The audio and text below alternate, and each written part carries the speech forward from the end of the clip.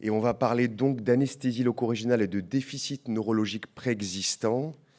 Et finalement, la question à peine cachée sous ce titre, c'est y a-t-il un risque d'aggravation des lésions neurologiques après un bloc nerveux périphérique ou neuraxial? Si on se pose cette question, c'est qu'on sait depuis un certain temps déjà que les anesthésiques locaux sont toxiques pour la cellule musculaire, mais sont aussi toxiques pour le neurone, et que cette toxicité, elle dépend clairement, directement de la concentration et de la durée d'administration des anesthésiques locaux, qu'ils entraînent des lésions histologiques et des altérations métaboliques, notamment de dysrégulation calcique et d'atteinte mitochondriale, avec une phosphorylation oxydative excessive et la production de radicaux libres. Et le succès de tout ça, c'est probablement la genèse de troubles neuromusculaires. Et c'est pour ça qu'on s'intéresse à cette question-là. C'est à cause de la neurotoxicité des anesthésiques locaux qui est bien démontrée. Et ils ne font donc pas qu'inhiber la conduction nerveuse et l'excitabilité, ils génèrent véritablement la mort cellulaire. Si vous prenez des cellules de neuroblastome, que vous les mettez in vitro en contact avec des concentrations croissantes d'anesthésiques locaux, eh bien vous assurez la mort cellulaire. Et on le voit sur cette diapositive, finalement, surtout avec la bupivacaïne et la lidocaïne, qui seraient le plus neurotoxique. Et vous voyez que 100% des cellules de neuroblastome sont mortes avec l'administration de concentrations élevées de bupivacaïne et de lidocaïne. Alors, si on s'intéresse à une autre cellule, qui est la cellule de Schwann, cette cellule de la glie périphérique qui entoure l'axone et qui joue un rôle fondamental dans la croissance axonale, sa régénération, mais aussi la propagation de l'influx nerveux, et notamment sa théorie, la conduction électrophysiologique est saltatoire. Et si on met donc des cellules de Schwann, de nerfs sciatiques de rat, en incubation avec des doses croissantes d'anesthésiques locaux, donc avec des durées d'exposition croissantes, et qu'on s'intéresse au relargage de LDH, qui est le reflet de la mort cellulaire, eh bien on se rend compte, encore une fois, que même la cellule de Schwann, en contact avec des concentrations importantes d'anesthésiques locaux, eh bien vous programmez leur mort cellulaire. Et les données in vitro sont aussi confirmées in vivo lorsqu'on administre en continu de la bupivacaïne au contact d'un nerf sciatique de rat, donc par un cathétérisme que vous laissez 72 heures en place, eh bien vous observez, contrairement à l'administration de sérum physiologique, des lésions de myéline avec des degrés variables d'anomalies architecturales, avec notamment des plages de vacuolisation et en fait tout simplement une démyélinisation que vous observez ici. Et lorsqu'on s'intéresse également à l'infiltration par des cellules de l'inflammation que sont les macrophages, en les marquant avec des anticorps CD68, eh bien vous voyez aussi qu'il y a une infiltration, une activation des macrophages et donc une inflammation lorsque les nerfs sciatiques sont en contact de façon prolongée, in vivo, avec des anesthésiques locaux, en l'occurrence ici la bupivacaïne. Donc tout ça est finalement assez inquiétant. Et on peut se demander si on prend des risques, si on est criminel, non, mais si on prend un risque inconsidéré en les réalisant finalement nos anesthésies loco-régionales, eh bien là, il y a pas mal de registres qui sont disponibles dans la littérature. Il y avait évidemment celui d'Ivo Roy, de Dan Benamou, d'Hervé Boisiz et collaborateurs qui avaient montré en 2002, qui avaient rapporté finalement l'incidence des complications post-ALR sur un énorme registre de patients. Là, c'est un registre un peu plus récent qui comprend moins de patients, mais qui ont tous bénéficié d'une ALR éco-guidée. Et vous voyez que finalement, l'incidence des symptômes neurologiques périphériques post-opératoires qui persistent au-delà du 6e mois post-opératoire est d'environ 1 sur 1000. Un patient sur 1000 pourrait être concerné par un déficit neurologique post-opératoire qui dure plus de 6 mois. Et lorsqu'on s'intéresse aux caractéristiques des patients de ce registre-là, on voit que certains d'entre eux avaient du diabète et des neuropathies, et là, dans la majorité des cas, des neuropathies périphériques.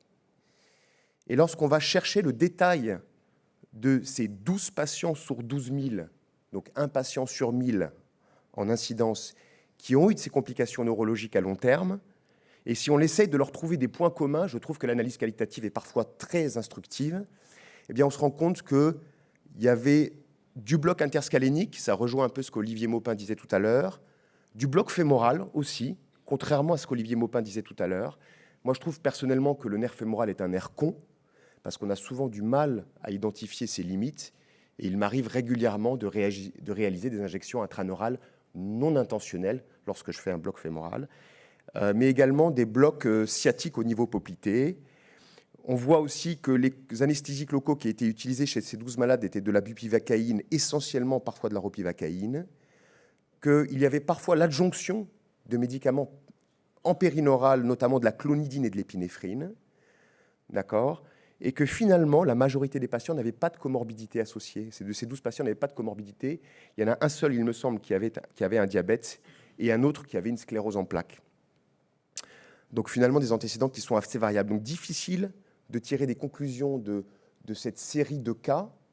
Et en fait, c'est ce que je veux vous dire aussi, c'est que dans la littérature, sur ALR et déficit neurologique préexistant, il est souvent question de cas, de séries de cas ou d'études rétrospectives. Ce qui fait que le niveau de preuve de mes propos aujourd'hui va être relativement très limité. Quoi qu'il en soit, ce qui est sûr, c'est que pour entraîner finalement une atteinte neurologique, eh bien, il faut la combinaison de plusieurs facteurs aggravants, notamment un agent causal, utiliser une aiguille à bisolon, utiliser un anesthésique local neurotoxique, particulièrement neurotoxique, l'injecter probablement en intraneural, utiliser des adjuvants qui, pour certains d'entre eux, ont déjà démontré une neurotoxicité, au moins sur des données animales in vivo. Mais il faut aussi l'influence de l'environnement. On sait que probablement l'éco-guidage apporte une sécurité supplémentaire lorsqu'on réalise une anesthésie loco-régionale périphérique. Et il y a évidemment des facteurs liés aux patients, des facteurs humains, et notamment la possibilité d'une existence possible d'une atteinte neurologique préexistante. Alors les atteintes neurologiques préexistantes, elles sont multiples.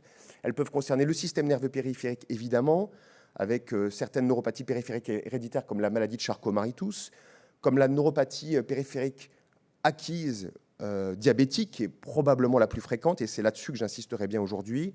Mais il y a aussi des neuropathies périphériques par compression, des neuropathies inflammatoires de type Guillain-Barré. Alors on a peu de données sur le Guillain-Barré et ALR, mais c'est surtout en fait en milieu obstétrical, quand on a des patientes qui ont un Guillain-Barré et qu'on a pu leur réaliser des anesthésies péridurales.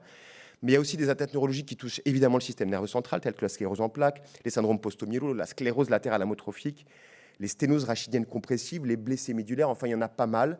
Et donc difficile de faire un point sur toute cette littérature-là. Ce que je peux vous montrer dans un premier temps, c'est cette étude rétrospective sur 139 patients qui avaient tous une atteinte du système nerveux central et pour lesquels plus de la moitié d'entre eux avaient une neuropathie considérée comme active, avec des signes cliniques invalidants. Eh bien, ces patients ont bénéficié d'une rachianesthésie ou d'une anesthésie péridurale et aucun d'entre eux n'a eu d'aggravation neurologique de ces symptômes. Et lorsqu'on s'intéresse aux caractéristiques de ces neuropathies centrales, on voit dans cette cohorte, dans ce registre, que c'était essentiellement des patients qui avaient eu une polio dans l'enfance ou des patients qui avaient une sclérose en plaques, quelques scléroses latérales amyotrophiques, un peu de Guillain-Barré, etc., etc. Mais encore une fois, difficile de tirer des conclusions sur une série d'une grosse centaine de patients atteints d'une neuropathie centrale. Et finalement, cette revue de la littérature qui s'intéresse aux facteurs associés au risque de complications neurologiques après bloc nerveux périphérique, eh bien, le niveau d'évidence ne sera pas plus fort. Vous le voyez, les évidences, les preuves, finalement, et je l'ai souligné ici, sont insuffisantes pour savoir si l'existence d'une neuropathie préexistante entraîne un risque d'atteinte neurologique au moment de la réalisation d'un bloc nerveux périphérique. Bon, donc, finalement, on se dit que, OK, la neuropathie préexistante n'est pas invariablement aggravée par un bloc nerveux périphérique ou un bloc nerveux neuraxial, pas systématiquement, pas tout le temps, parfois sur certaines séries de cas. Mais la question qu'on peut aussi se poser, si on veut aller plus loin, c'est est-ce que l'issue pourrait être pire lorsqu'une lésion neurologique survient en présence d'une neuropathie préexistante? Une autre façon de le dire, c'est lorsque vous allez réaliser, par exemple, une injection intraneurale, générer des paresthésies au niveau de votre nerf périphérique lorsque vous réalisez votre bloc nerveux, est-ce que les conséquences neurologiques ne sont pas plus graves que chez un patient qui a une neuropathie préexistante que chez un patient qui n'en a pas? Est-ce que le déficit neurologique va être plus prolongé? Est-ce que l'anomalie neurologique sera plus importante? Eh bien là aussi, les preuves sont insuffisantes et le niveau d'évidence d'ailleurs est très faible pour conclure à ce niveau de preuve. Donc finalement, la seule chose qu'on peut dire, et à chaque fois qu'on fait la synthèse de la littérature sur ces différentes anomalies neurologiques, c'est que la prudence est de mise. C'est qu'il faudra prendre des précautions par absence de preuves. Un mot sur quelque chose qui m'a beaucoup intéressé. On parlait de papier ancien avec Olivier tout à l'heure en préambule, et notamment ce papier publié en 1973 par Upton et McComas, qui a rapporté pour la première fois ce concept du double crush syndrome. En fait, ils ont fait l'observation chez un certain nombre de patients qui avaient tous soit un canal carpien, soit une compression du nerf cubital au coude, que certains d'entre eux, finalement, n'avaient pas les classiques facteurs favorisants tels que la polyarthrite rhumatoïde, l'obésité, le myxœdème ou l'hypothyroïdie, le diabète, etc., etc. Et que certains patients qui étaient opérés, d'ailleurs, avaient finalement un nerf qui macroscopiquement paraissait plutôt en bon état. Et d'ailleurs, la décompression chirurgicale n'a pas toujours eu les effets thérapeutiques escomptés. Et finalement, et c'est ça que j'ai trouvé très intéressant, encore une fois, sur cette analyse qualitative, c'est que 70% de leur cohorte de 115 patients avaient donc été atteints de neuropathie compressive, au niveau du coude, au niveau du canal carpien, qui était donc prouvé électrophysiologiquement, avaient finalement une lésion radiculaire cervicale. Et c'est comme ça que ce concept de double crush syndrome est apparu. Vous voyez ici un nerf et son axone. On peut imaginer en X ici que c'est là. Alors, je ne sais pas si vous voyez la souris ici, peut-être. Non, on ne la voit pas. Si, elle apparaît. En tout cas, on peut imaginer en X ici, sur l'encadré, que, en fait, c'est la lésion cervicale qui entraîne des anomalies, notamment du flux axoplasmique et donc de l'intégrité fonctionnelle de l'axone. Car cette intégrité, elle dépend directement du flux de substance trophique qui est transporté le long de l'axone par ce flux axoplasmique. Et donc cette altération du flux axoplasmique, lorsque vous rajoutez une compression secondaire au niveau du coude ou au niveau du carpe, eh bien, peut entraîner ce qu'on appelle une dénervation. On voit aussi que la compression en elle-même, lorsqu'elle est importante, peut entraîner une dénervation. Et finalement, on voit également que lorsque le nerf est malade, que ce soit une neuropathie périphérique ou centrale d'ailleurs, et qu'en plus on réalise une anesthésie loco-régionale, on peut théoriquement induire une situation de dénervation et entraîner un déficit neurologique post-opératoire. Donc, si on reste sur cette neuropathie compressive, j'ai trouvé ces données particulièrement intéressantes. Une analyse rétrospective de 360 patients à la Mayo Clinic qui avaient tous eu une chirurgie de transposition du nerf ulnaire pour cette compression au niveau du coude. Parmi ces 360, 100 d'entre eux avaient bénéficié de cette chirurgie sous anesthésie loco-régionale, autrement dit en réalisant un bloc axillaire. Et clairement, il a été démontré de façon statistique qu'il n'y avait pas d'influence de la technique d'anesthésie loco-régionale versus anesthésie générale sur l'issue neurologique de ce nerf cubital. Par contre, dans cette série de patients qui avaient bénéficié d'une ALR, il y a 6 patients qui avaient eu un bloc axillaire.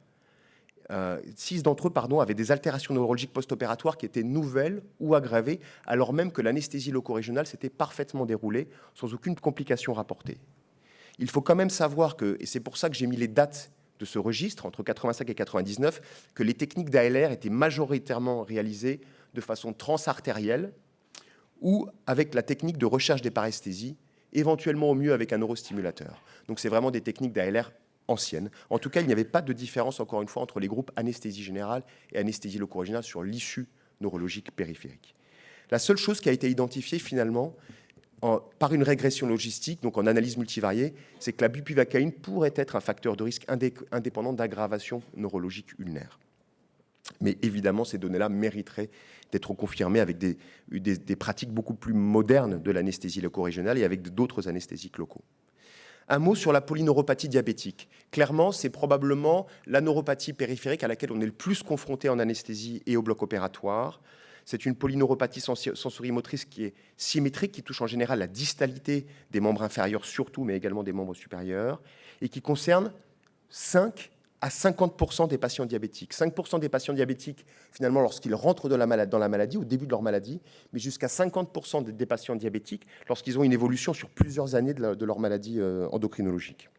Et avec comme point commun à toutes ces neuropathies périphériques diabétiques, une dégénérescence axonale, avec différents mécanismes impliqués, un dépôt de sorbitol au niveau de l'axone par un excès de glucose, une ischémie tissulaire secondaire à l'hypoxie endoneurale, une altération des mécanismes de réparation tissulaire et éventuellement, au niveau des ganglions de la racine dorsale, des dysfonctions mitochondriaux qui ont été mis en évidence. Alors, il y a des données animales qui démontrent de façon assez intéressante que lorsque on réalise un bloc nerveux périphérique chez un rat diabétique, eh bien, vous le savez sans doute, on va allonger considérablement la durée du bloc sensoriel et moteur.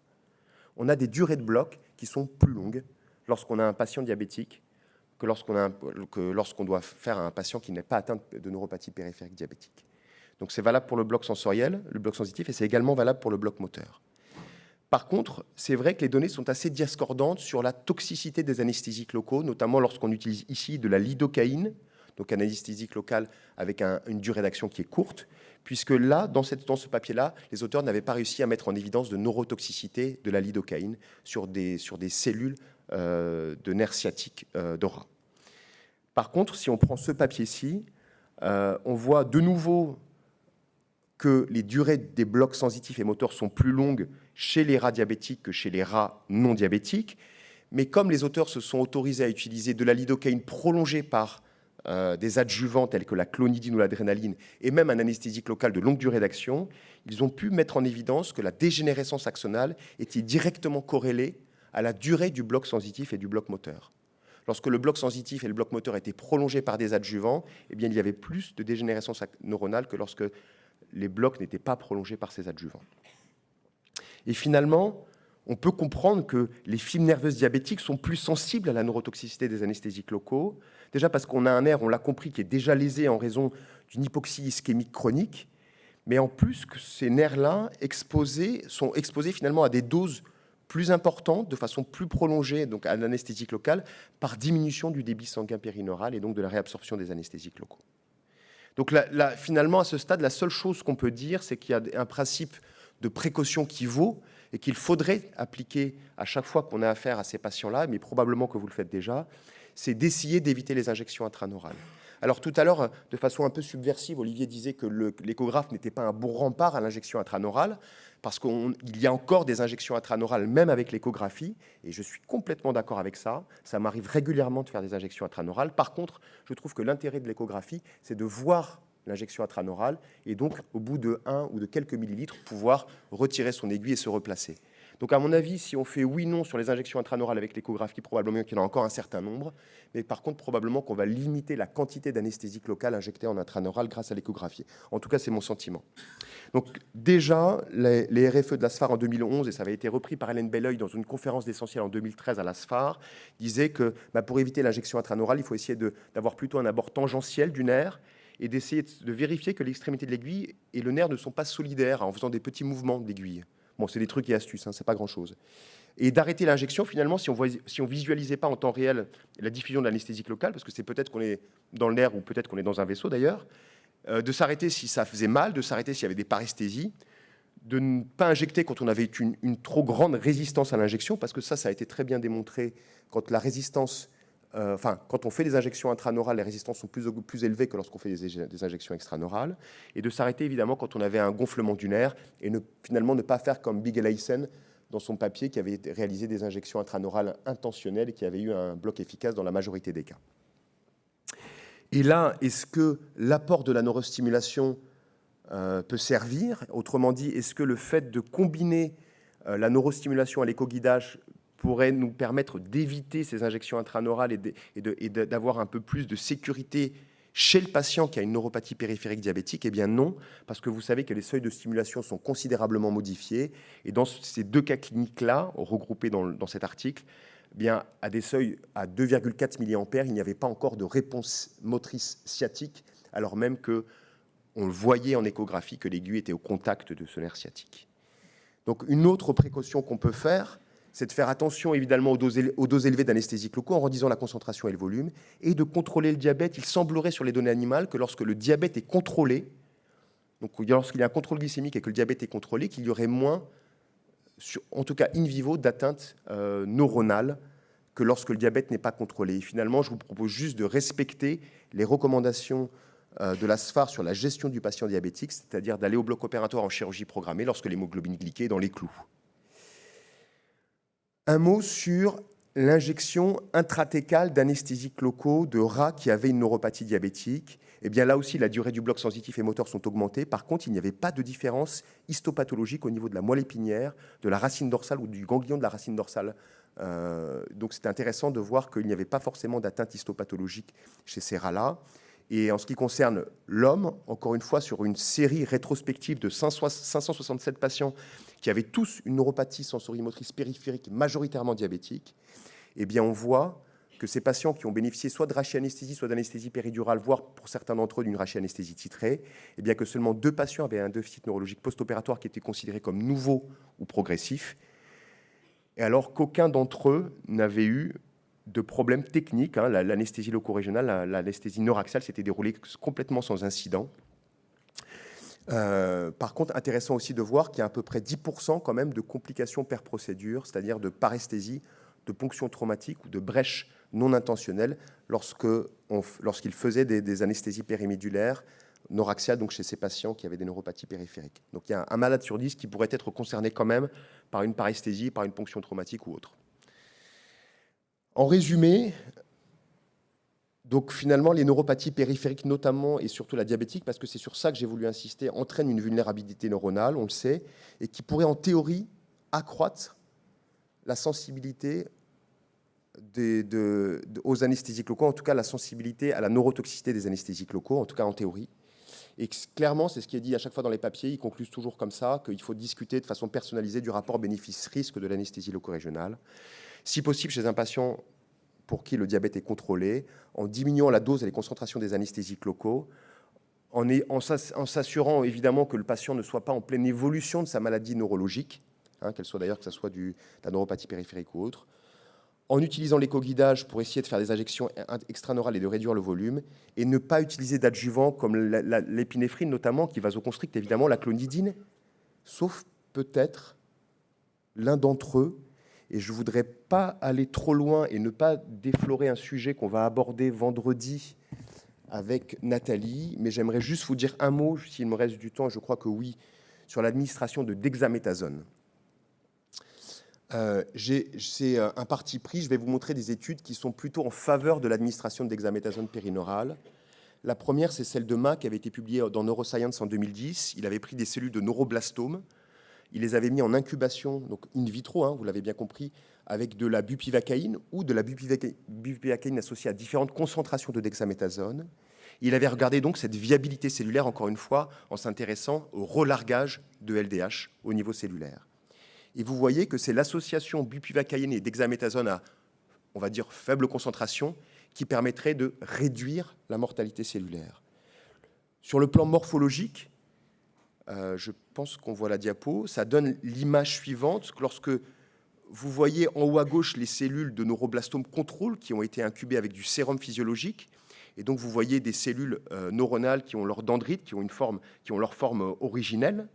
Et lorsque vous les mettez en incubation avec la bupivacaïne, eh bien elles deviennent rondes, rabougries, elles ont moins de neurites, donc elles sont victimes de la toxicité de l'anesthésique locale.